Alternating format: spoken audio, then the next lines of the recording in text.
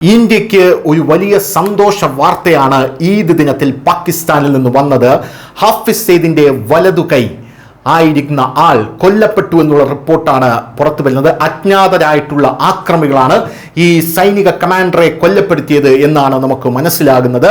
പാകിസ്ഥാനിലെ മുരുക്കയിൽ നിന്ന് ഇന്ത്യക്കും പാകിസ്ഥാനും ഒരു സന്തോഷ വാർത്തയും ഒരു മോശം വാർത്തയും ഉണ്ട്.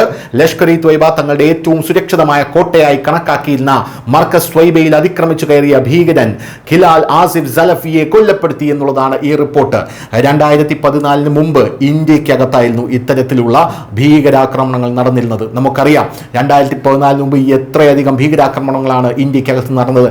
ഇന്ത്യയുടെ പാർലമെന്റ് പോലും ആക്രമിച്ചു. എന്നാൽ ഇന്ന് പാകിസ്ഥാനിലെ ഭീകരന്മാർ ഓരോരുത്തരായി മരിച്ചു വീഴുന്ന കാഴ്ചയാണ് നമുക്ക് കാണാനായി സാധിക്കുന്നത്.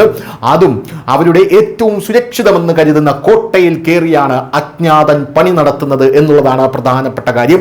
ഭീകരവാദികളുടെ മുഖ്യ സൂത്രധാരൻ ഹാഫിസ് സെയ്ദും കൂട്ടാളികളും ഉല്ലസിക്കുന്ന അതേ കേന്ദ്രത്തിലാണ് ഈദ് പ്രാർത്ഥനകൾക്ക് ശേഷം ബിലാൽ കൊല്ലപ്പെട്ടത്.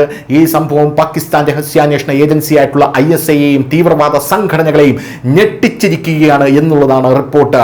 നിസ്കാരം കഴിഞ്ഞു, തീവ്രവാദികളുടെ കളിയും കഴിഞ്ഞു എന്നുള്ളതാണ് പാശ്ചാത്യ മാധ്യമങ്ങൾ ഇതിന് കൊടുത്തിരിക്കുന്ന തലക്കെട്ട്. ലഷ്കറിന്റെ ആസ്ഥാനമായിട്ടുള്ള മർക്കസ് തൈബയിൽ ആർക്കും എത്തിപ്പെടാൻ പോലും കഴിയില്ല. പുറത്തു നിന്നുള്ള ഒരാൾക്ക് ഈ കെട്ടിടത്തിൽ പ്രവേശിക്കുക എന്നത് അസാധ്യമാണ് എന്നാണ് കണക്കാക്കപ്പെടുന്നത്. പ്രാർത്ഥനയ്ക്കിടെ ആക്രമി അകത്തുണ്ടായിരിക്കാമെന്ന് സ്രോതസ്സുകൾ പറയുന്നു.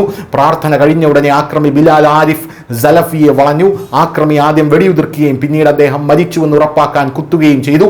ഈ ദൗത്യം പൂർത്തിയാക്കിയ ശേഷം ആക്രമി ദുരൂഹമായി അപ്രത്യക്ഷമായി എന്നുള്ളതാണ് റിപ്പോർട്ട് പ്രധാനമായും സൂചിപ്പിക്കുന്നത്. ഇന്ത്യക്കെതിരെ വിഷം വമിപ്പിക്കുകയും ഒളിവിൽ കഴിയുകയും ചെയ്തിരുന്ന ലഷ്കർ ഇ ത്വയ്ബയുടെ മുഖമായിരുന്നു ബിലാൽ എന്ന് പറയുന്ന വ്യക്തി. ഹിദായിൻ ആക്രമണങ്ങളിലും ആയുധങ്ങളിലും പുതിയ ഭീകരരെ പരിശീലിപ്പിക്കുന്നതിന് പിന്നിലെ മുഖ്യ സൂത്രധാരനായിരുന്നു ഇയാൾ. ഹാഫിസ് സെയ്ദിന്റെ വലതുകൈയായി ഇയാൾ കണക്കാക്കപ്പെട്ടിരുന്നു. കശ്മീരിൽ നിന്ന് ഡൽഹിയിലേക്ക് അശാന്തി വ്യാപിപ്പിക്കുന്നതിനുള്ള നിരവധി പ്രവർത്തനങ്ങൾക്ക് പിന്നിൽ ഇയാളാണ് എന്ന് തെളിവ് സഹിതം ഇന്ത്യ കണ്ടെത്തിയിട്ടുമുണ്ട്. News desk India Malayalam.